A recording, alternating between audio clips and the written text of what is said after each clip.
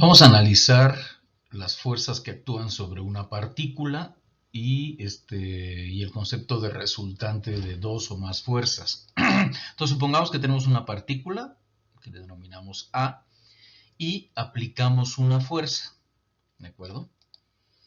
Entonces, la fuerza en general representa la acción de un cuerpo sobre otro, como habíamos visto en clases pasadas, y se representa por medio de un vector. ¿Sí? Entonces la fuerza se va a representar por medio de un vector. El vector se va a caracterizar, esta fuerza o el vector se va a caracterizar en primer lugar por el punto de aplicación, que en este caso sería la partícula. Cuando tengamos un cuerpo formado por varias partículas, el punto de aplicación podría variar de un lado a otro. Pero entonces, en el caso de una partícula, en general, el punto de aplicación es la misma partícula. También algo que caracteriza a este vector o esta fuerza es la dirección, que generalmente se plantea o se caracteriza por un ángulo con respecto a un eje que conocemos anteriormente, en muchas ocasiones el eje X o el eje horizontal o el eje Y o el eje vertical. Eso nos define la dirección. La magnitud de la fuerza que sería en muchas ocasiones lo que conviene es que esté representada tanto por el número con las unidades correspondientes como por la dimensión del vector, ¿sí? La dimensión del vector en una escala conveniente, como veremos más adelante en algún ejemplo. Y finalmente el sentido, ¿sí?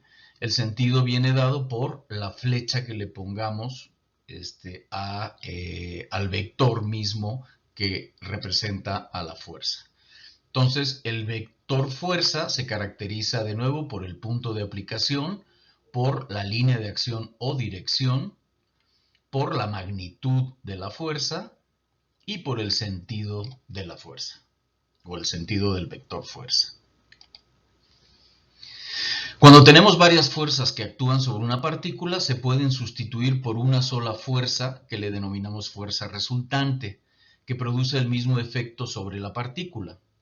Entonces, la fuerza resultante se puede obtener, dado que estamos representando a las fuerzas como vectores, se puede obtener por cálculo vectorial y por diferentes modalidades que podamos tener. Por ejemplo, una manera es sumando una a una las componentes de los vectores, ¿sí? Si el vector fuerza R es la resultante de las fuerzas P y la fuerza Q que están aplicados sobre una partícula, entonces podemos decir que el vector R, que va a tener componente X, componente Y y componente Z, va a ser igual a la suma, o sea, la componente Y, o la componente X, perdón, la componente X de la resultante va a ser igual a la suma de las componentes X de los vectores que la componen.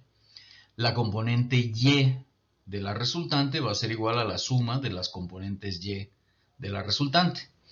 Y la componente Z de la resultante va a ser igual a la suma de las componentes Z de los vectores que resultan, digamos que componen la resultante. Aquí están expresadas las tres componentes del vector resultante. Otra manera de hacerlo es gráficamente o trigonométricamente, que es a partir de la construcción de un paralelogramo donde las dos fuerzas originales, Q y P, ¿sí?, son los lados del paralelogramo.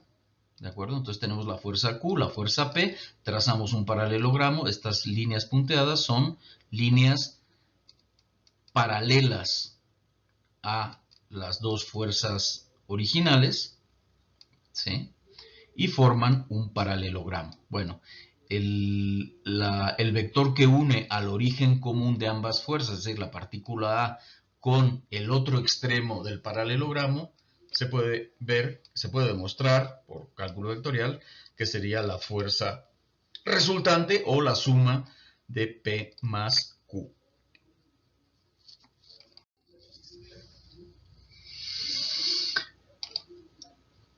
Bueno, la adición o suma de vectores, que a final de cuentas la vamos a utilizar para combinar vectores fuerza, tiene la propiedad conmutativa, es decir, Da lo mismo sumar a P más Q que sumar a Q más P.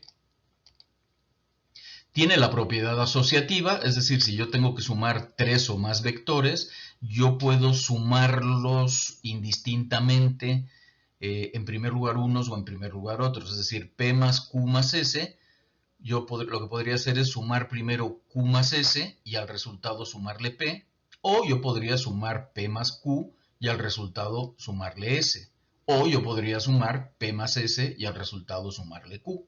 ¿De acuerdo? Entonces yo puedo sumarlos como yo quiera y en el orden que yo quiera y el resultado va a ser lo mismo. Aquí se ve ilustrado, ¿sí? Si yo a P le sumo Q y le sumo S, voy a obtener P más Q más S.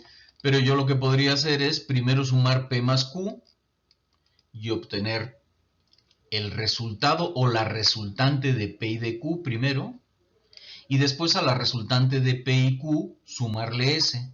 Y finalmente lo que voy a obtener es la resultante de las tres fuerzas. También lo que podría hacer yo es sumar Q y S, obteniendo su resultante, y a esa resultante sumarle P para obtener finalmente la resultante de P, Q y S. Algo que conviene hacer notar es que la resta de un vector se define como la adición del vector negativo correspondiente, es decir, P menos Q no es más que P más el negativo de Q, y el negativo de Q es básicamente el mismo vector Q, pero con sentido opuesto. Si tenemos aquí P y tenemos aquí Q, noten que P menos Q sería P más el vector Q cambiado de sentido, ¿sí? Y ese sería el vector menos Q. Sumando ambas, lo que obtendríamos es el vector P más Q, que sería la resultante de P menos Q. Otra manera, así como hemos visto que yo puedo sumar dos vectores para obtener la resultante, en muchas ocasiones nos conviene una fuerza que tenemos dividirla en sus componentes, ¿sí?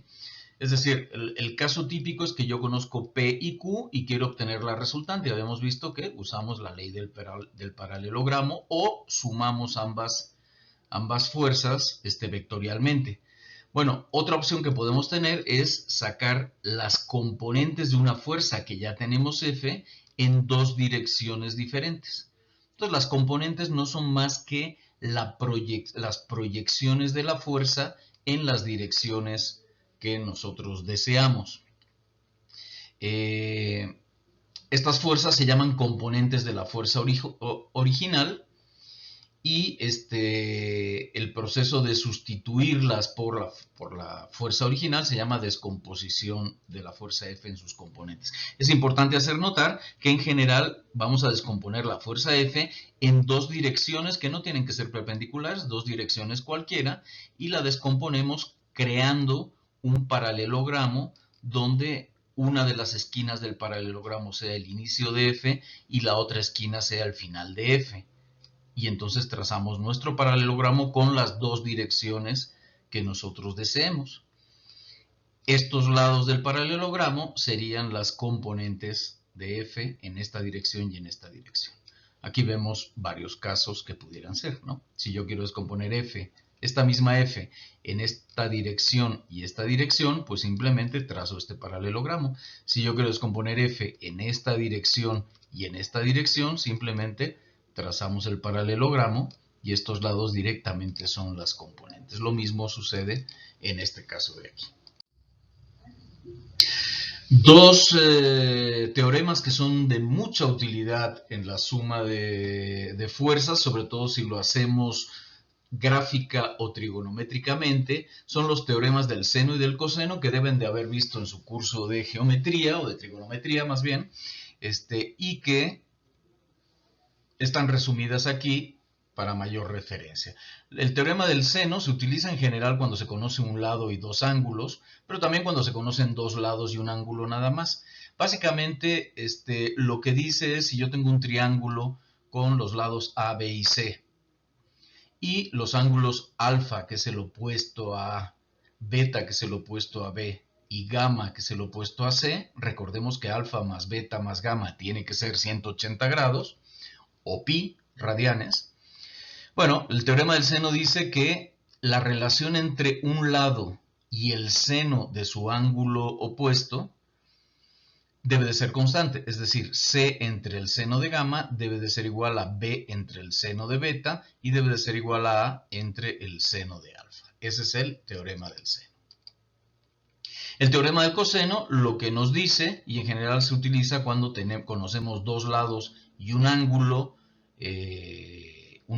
opuesto al lado que desconocemos, lo que nos dice el teorema del coseno es que el cuadrado de cualquier lado es igual a la suma de los cuadrados de los otros lados menos 2 veces el producto de los otros dos lados por el coseno del ángulo opuesto al primero. ¿Sí? Entonces aquí lo que tenemos es que a al cuadrado es igual a b cuadrado más c cuadrado menos 2 veces b por c por el coseno de alfa. ¿Sí? Este ángulo es el opuesto a este lado. Y así lo podemos hacer para los tres lados del triángulo.